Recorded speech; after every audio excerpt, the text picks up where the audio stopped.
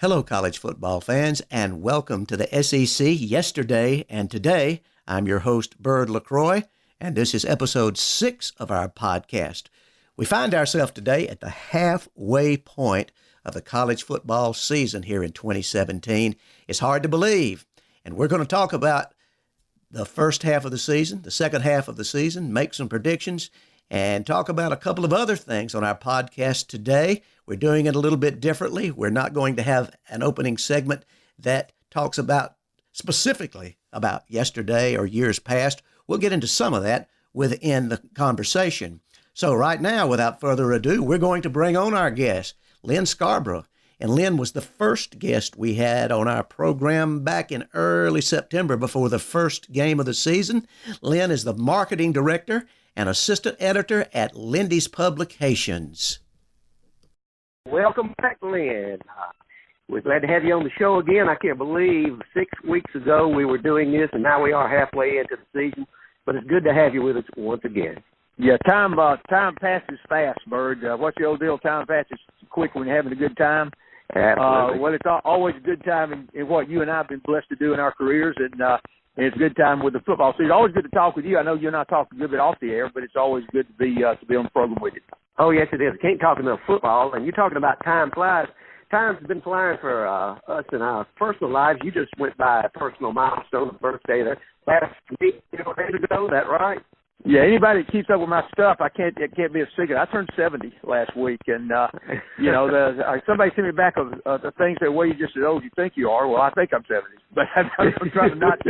I'm going to try not to act like it. We've been doing this a long time, Bird, and as I said in my column this week, there's been a whole lot of changes in the sports field and in our society and in college football over the decades that you and I have been doing this. Well, it is. It's incredible, really, if you look back, at one fell swoop. It comes incrementally, so, things change a little. Then you look back from, where we stand, and it's like, my goodness, where did the time go and what happened? But we had the game of the week.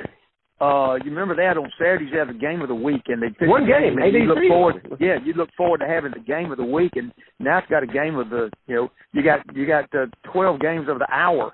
It's according to we've got satellite TV at our home, like probably most people in our audience have that, or cable, and there's again, like I pointed out in the column, most people when I was born, and heck, when started even attending ball games, there were homes didn't even have television. Certainly not color televisions.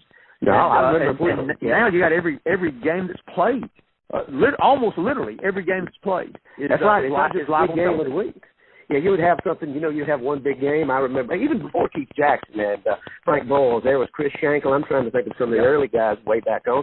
But you'd get a game here and there, and if you were lucky if your team got on. If you're one of the dominant programs, they got on a little more. Alabama, Notre Dame, Southern Cal, Oklahoma, and so forth.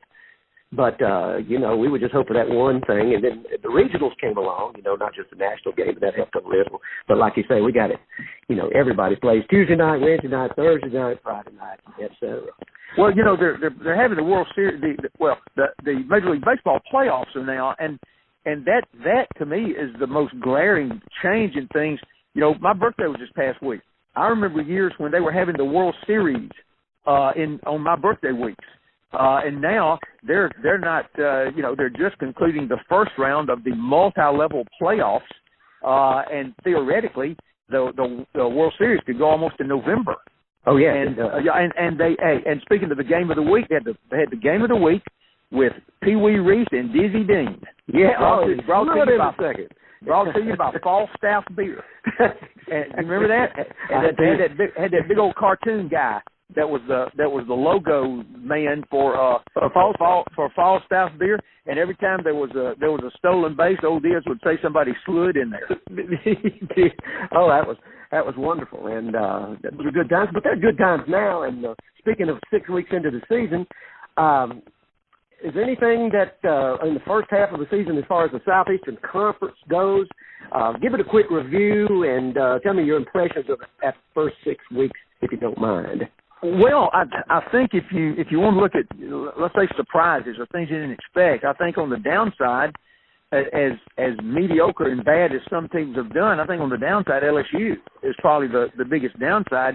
You know, Right. they were a top 10 team, and a lot of, you know, you had 4 SEC teams that were picked the highest: Alabama, Georgia, Auburn, and LSU. And in some of those, LSU was the second highest one in the league, and according to different rankings.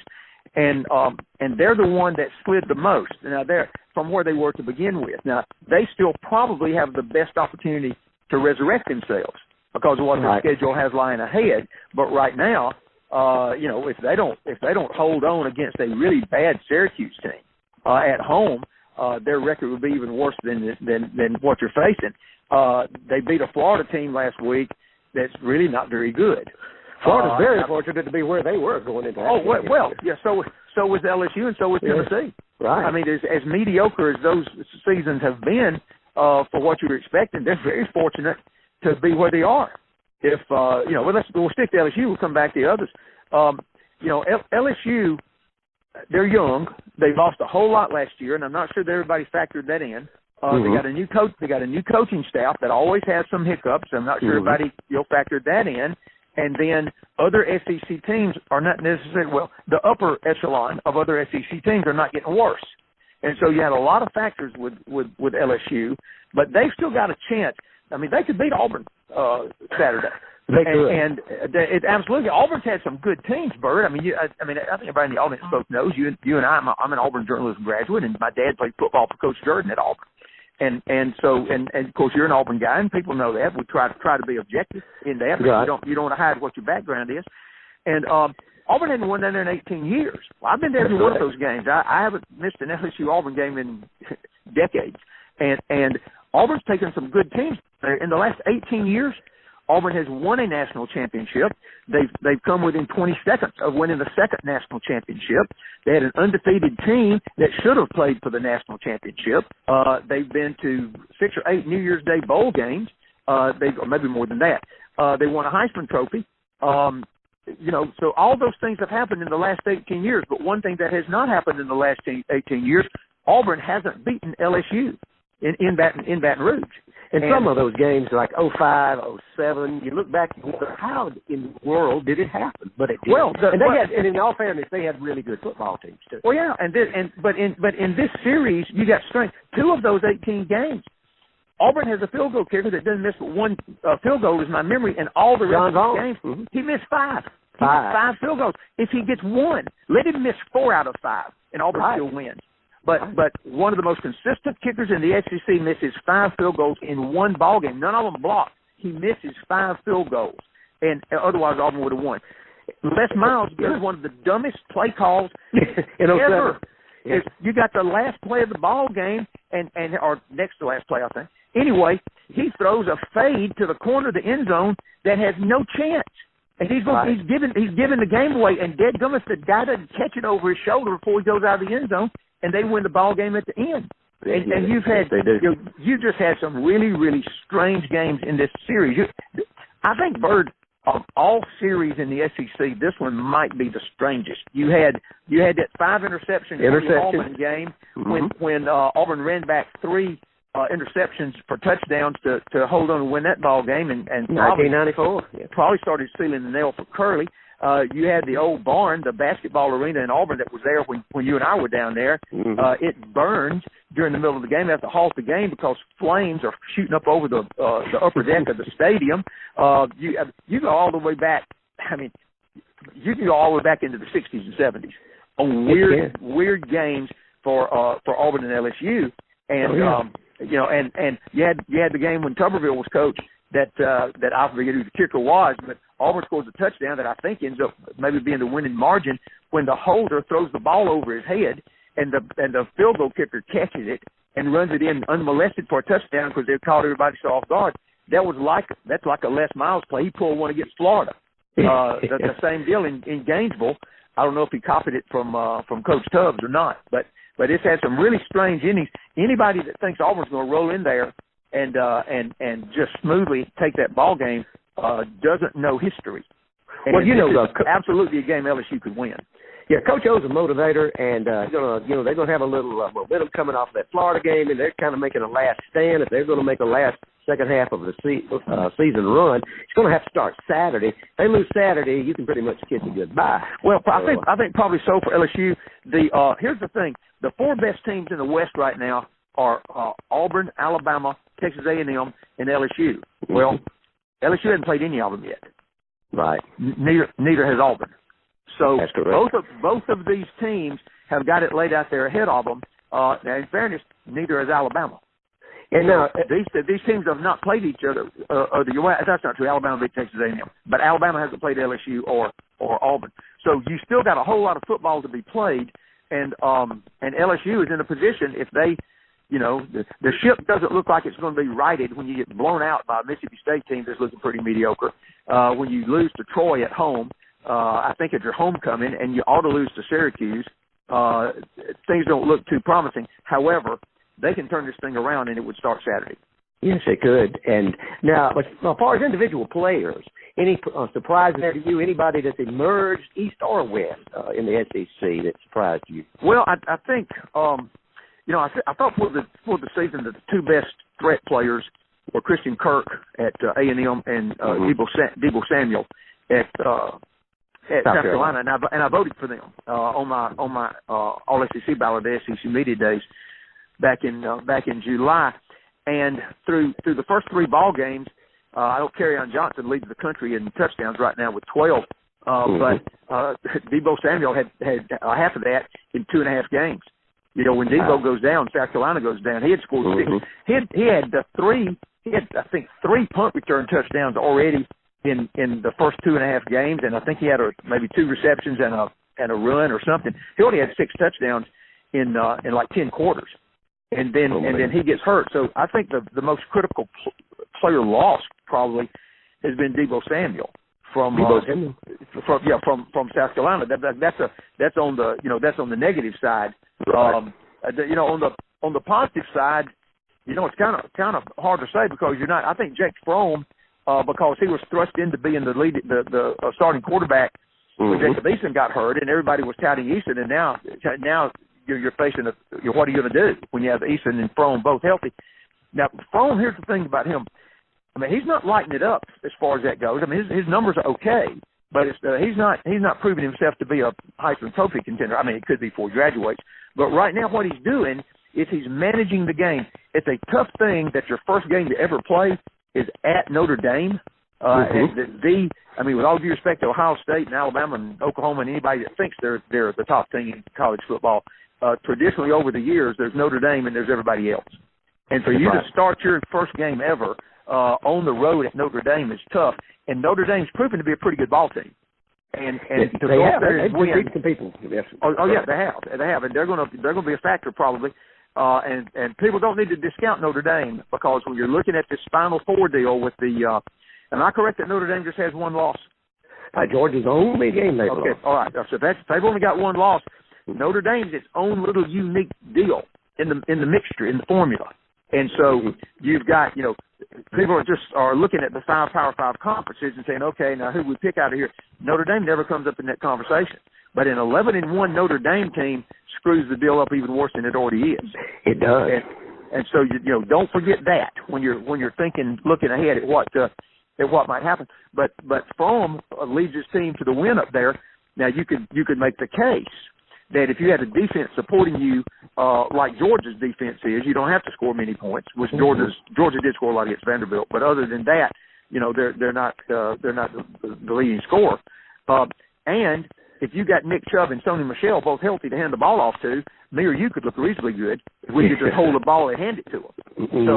So he's not having to do the deal by himself. But I think Jake Fromm certainly is one the biggest turnaround player is Jarrett Stidham from Auburn. Everybody was writing him off after the Clemson game, and again that was I was at the press box for that game, wrote a column about it, and tried to point out, there was a bad performance by Auburn, but you don't need to kiss them off yet. They just lost on the home field of the defending national champion. They were 1 touchdown away from the game. They get the ball at the end there if they could have scored, which obviously they weren't coming close to scoring. But if they could have, they're within 1 touchdown of tying Clemson. Nobody else has come close to being one touchdown from tying Clemson, including Virginia Tech or Louisville when they were playing at Louisville and at Virginia Tech, and they beat those nationally ranked teams by double digits. That's right. So, and Stidham gets sacked 11 times, and there's obviously no excuse for letting anybody get sacked 11 times, but you had a lot of factors there. It was his first road game, and for Auburn fans in the audience. I remember Pat Sullivan's first road game.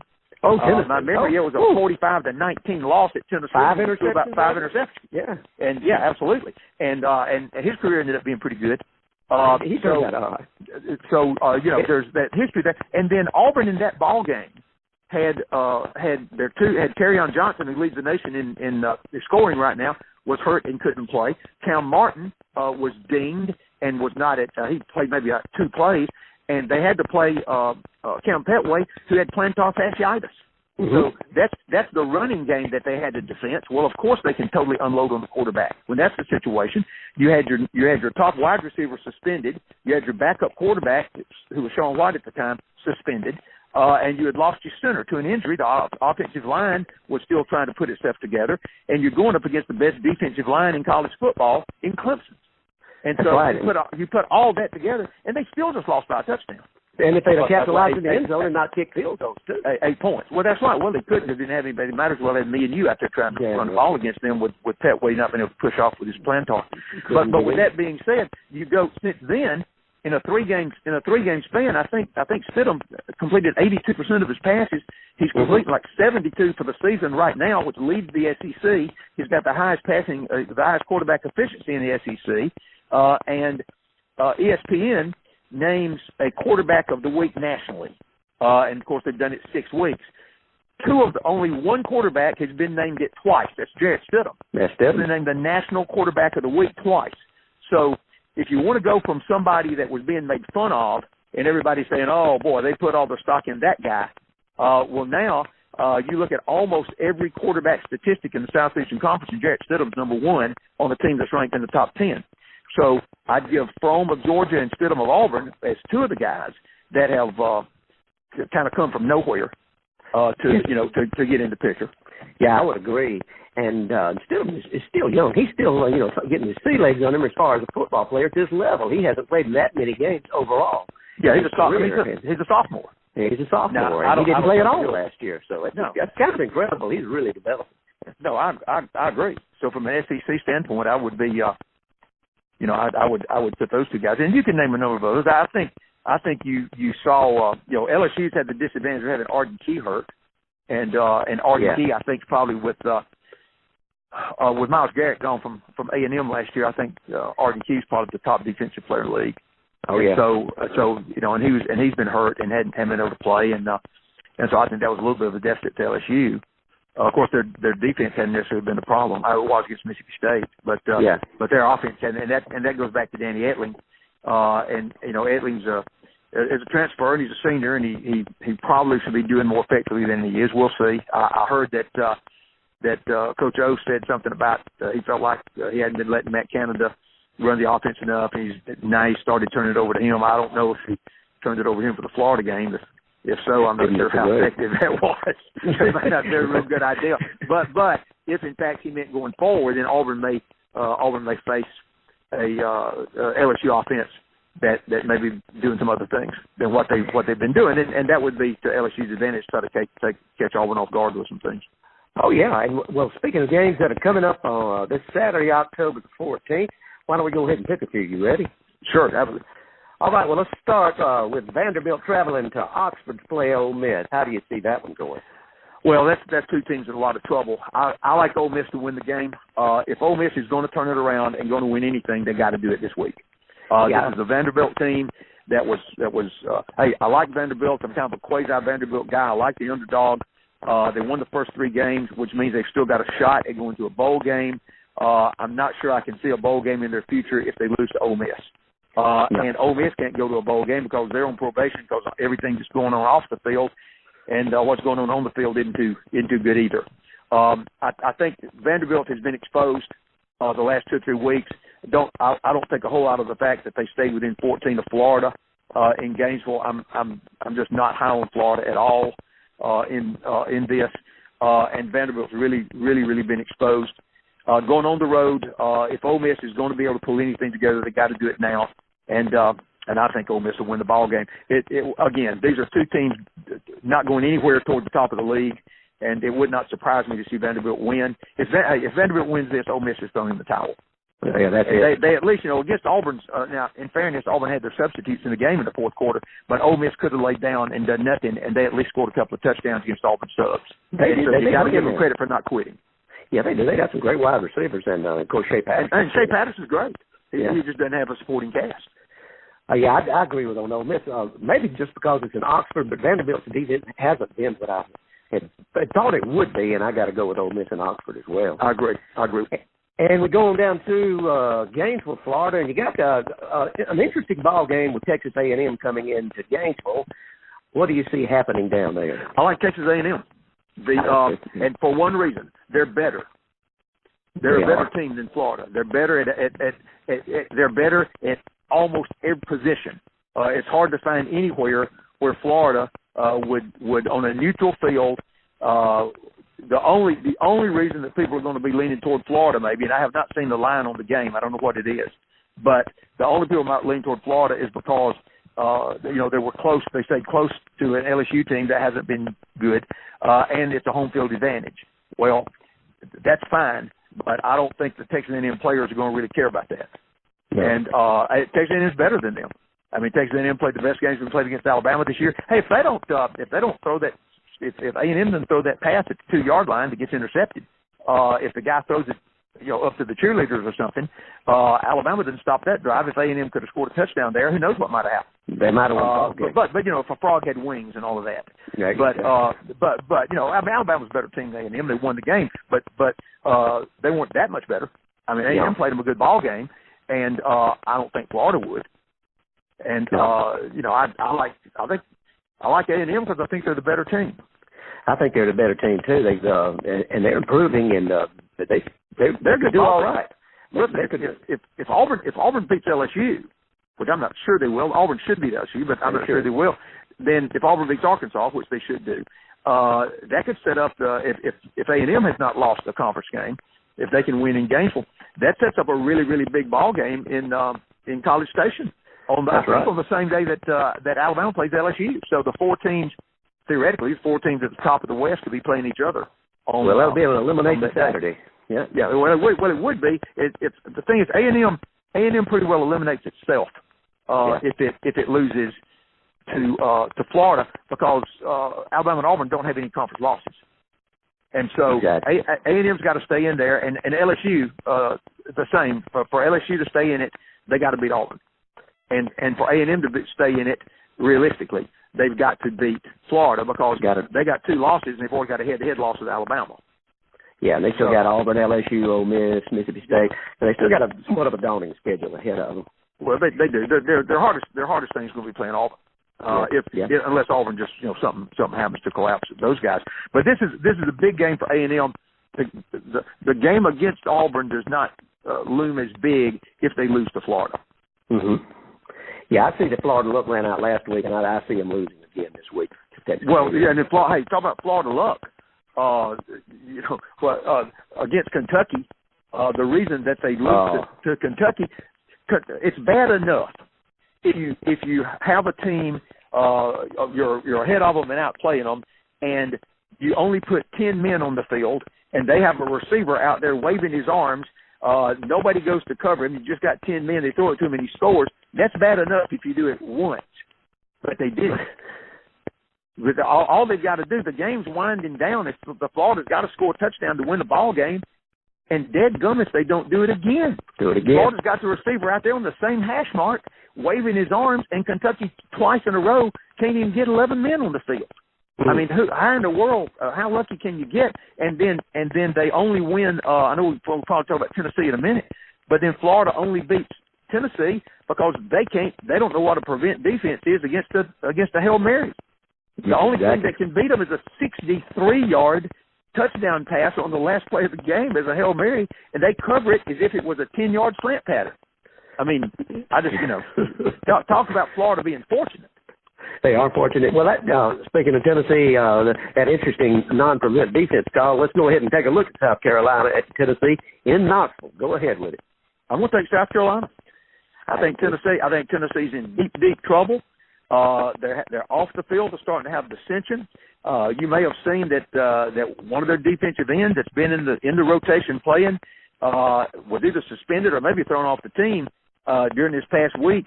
According to the press report, he kicked one of his fellow players in the face at practice, and the guy had to get a bunch of stitches, and they got him off. You know, you're starting to get people apparently turning on each other, and the fans are bailing out in droves.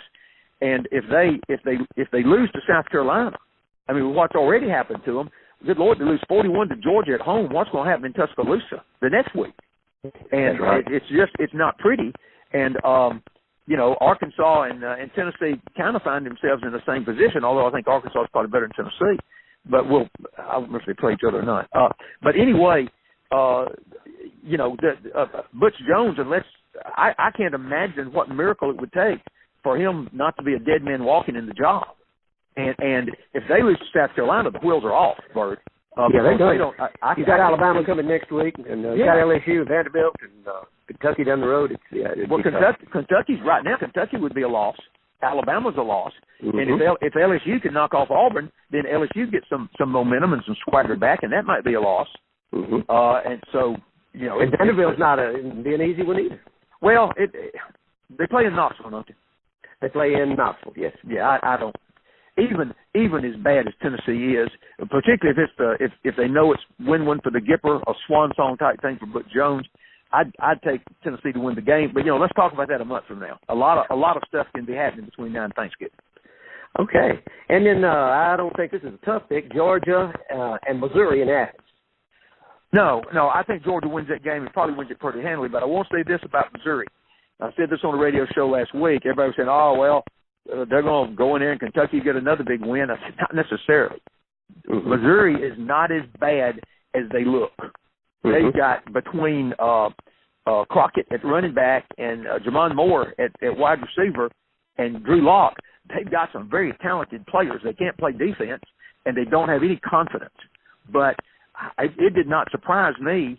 I think it was 41-37 or something like that. Kentucky, Missouri, at Kentucky, mm-hmm. And that did not surprise me. I think Missouri will still win some games, and I don't remember who they've got at Missouri, but I think they're I think they've got a shot. Do they play got Florida and Tennessee? They got Florida and Tennessee. Don't be shocked. Don't be shocked if Missouri knocks off one or both of Florida and Tennessee when they're playing them at Missouri. Did they play Vanderbilt in Missouri? Vanderbilt is in Nashville. It's in Nashville. Okay, that gives it, because if they played them up there, I'd take them up there too. What other non-conference game does Missouri play? They got UConn. They got Red Lashley in UConn. They'll be in Idaho, so they'll win those.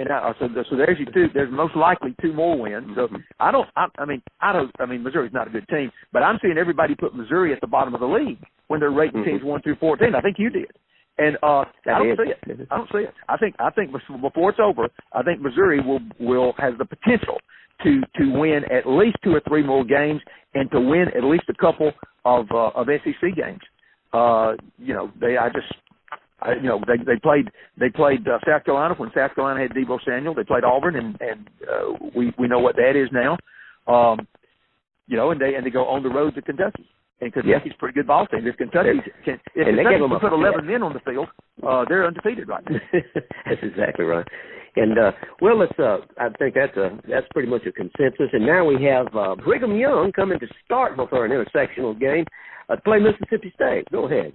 Mississippi State, I think, will beat them comfortably. Brigham Young this is not a great Brigham Young team. This isn't a classic Brigham Young passing offense.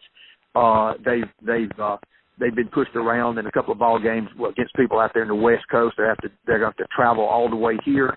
I don't know how many cows they got in Utah, but they're not going to hurt as many cowbells as they're going to hear.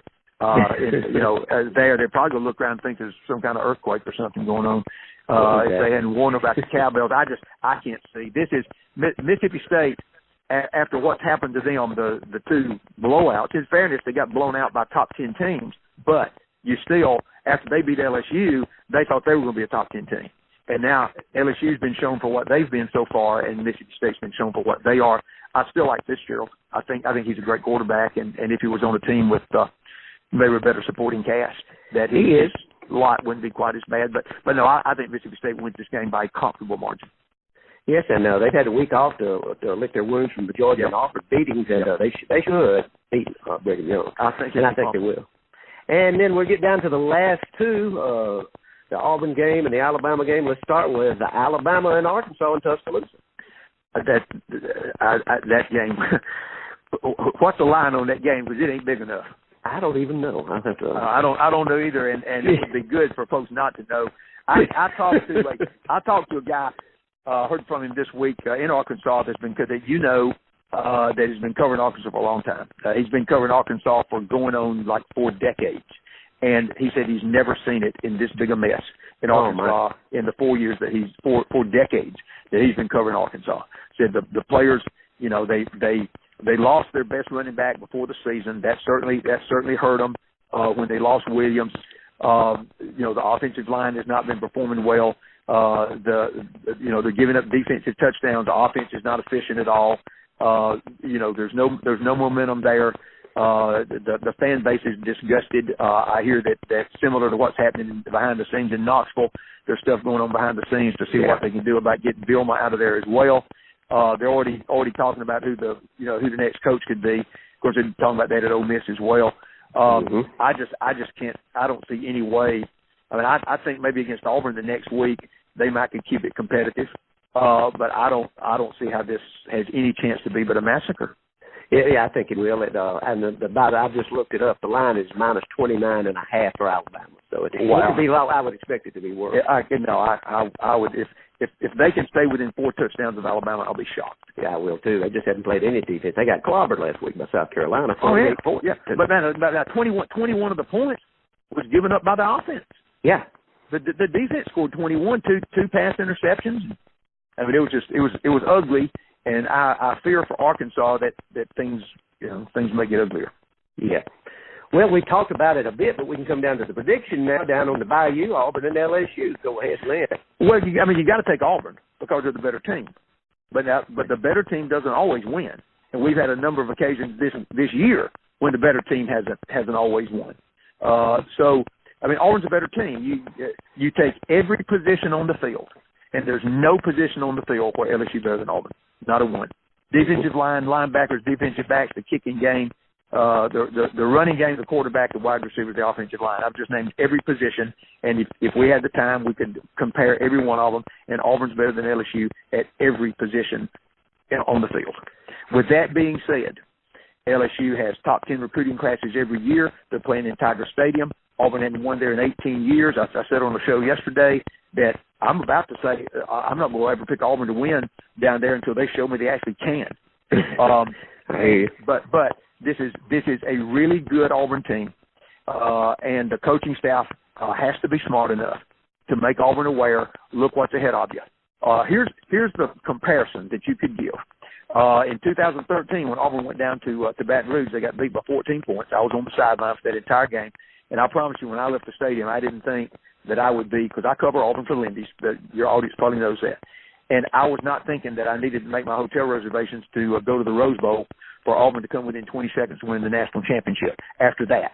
And I don't think anybody thought that not at all. Auburn after leaving the Clemson game, that, this team that just let its quarterback get sacked 11 times and couldn't score a touchdown could be in that position. But in 2010 and in 2013, it came down to where Georgia and Alabama stood in the way of Auburn. These are good Georgia and Alabama teams stood in the way of Auburn being able to play for a national championship, and that's where they find themselves now. But back in the 2013, they had to go upset Texas A&M at College Station. This season could play out from an Auburn standpoint. This season could play out very similar to the 2013 season, where everything came down to, can you beat Georgia and Alabama in what Coach Jordan used to call Amen Corner? And at Auburn. Both at Auburn. That's right, both at Auburn. And in 2013, they're both at Auburn. 2010, they're both in Athens. But I mean, in Athens and in Tuscaloosa. But right now, I really think that the gauntlet that Auburn is having to run is probably too much for them. Even as good as I'm saying, I think they are.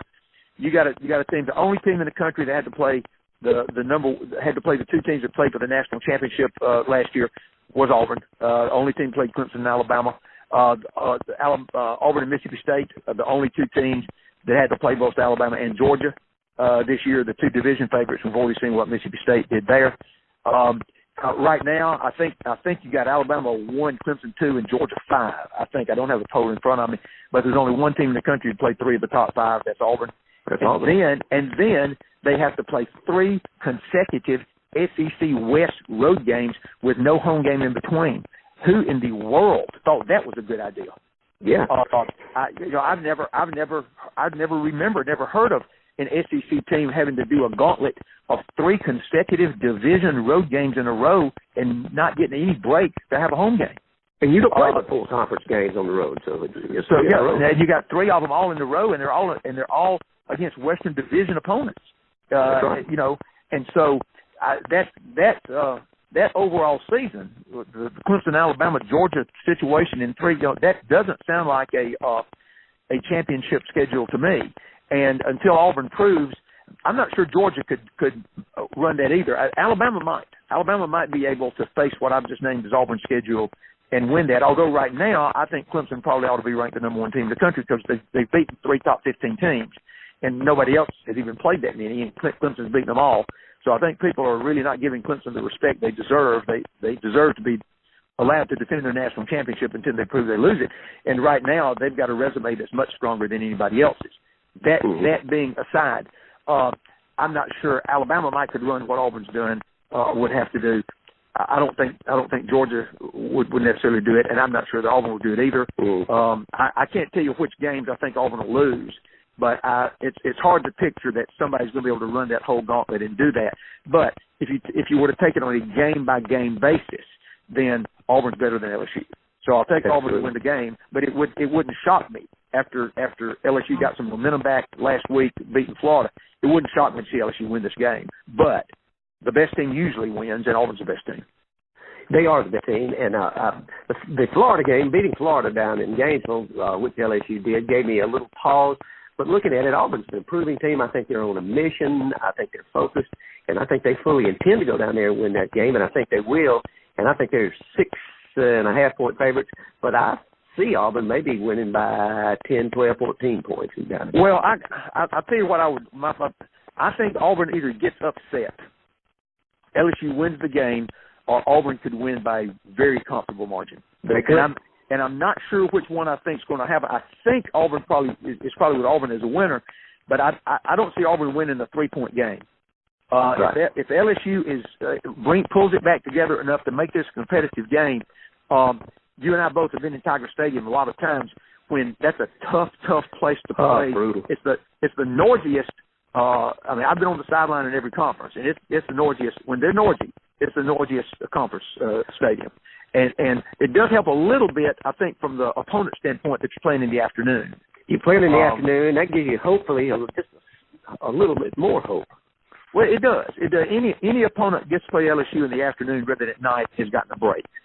So anytime anybody in the audience that if the team ever comes up playing in Baton Rouge in the afternoon instead of at night, and say a little prayer of thanks for that, because that's something that you need to be glad happened.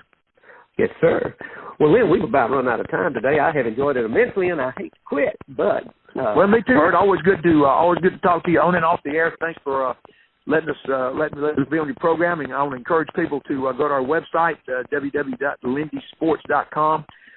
We have a whole lot of new stories up every week. We've got a radio network link on there each week. We have original columns that are on there. So I hope you'll do that. I hope you'll buy our publications when they hit the newsstands. Yes, sir. It is. It's a great publication. You folks go out there, go online, listen to the broadcast, I should say, and buy Lindy's magazines and look at the good stuff in there, because there is some great information. And as far as I'm concerned, you can find me on Twitter at Autull, Autull, and my personal website is birdlacroix.com with sports and personal blogs, and also right here at campuspressbox.com. And Sports Hacks is the source for this podcast, the SEC Yesterday and Today. And we appreciate you listening, and we want you to be sure to take care out there and love your neighbor. All right. Good deal. How long we go? Let's see. Let me look. Well, we went about 38 minutes, so that's not too bad. Woo, really? Okay, good. Yeah. Good deal. And I enjoy it, Bert. I'm pretty good to do this. It's a lot of fun. Yes, sir. And we'll try to do it one more time, maybe when the season's over and we start looking toward bowl and playoff season. Yeah, that's good. Yeah, maybe toward the end of November, or maybe after they maybe leading into the championship game, something like that. Get definitely toward the end of the year, and we'll do it. And hopefully we'll run into each other at the stadium sometime soon. So I'm in section 404, right down on the field. So all right, good deal, man. All right, see you. Take care. Bye-bye. Okay, bye.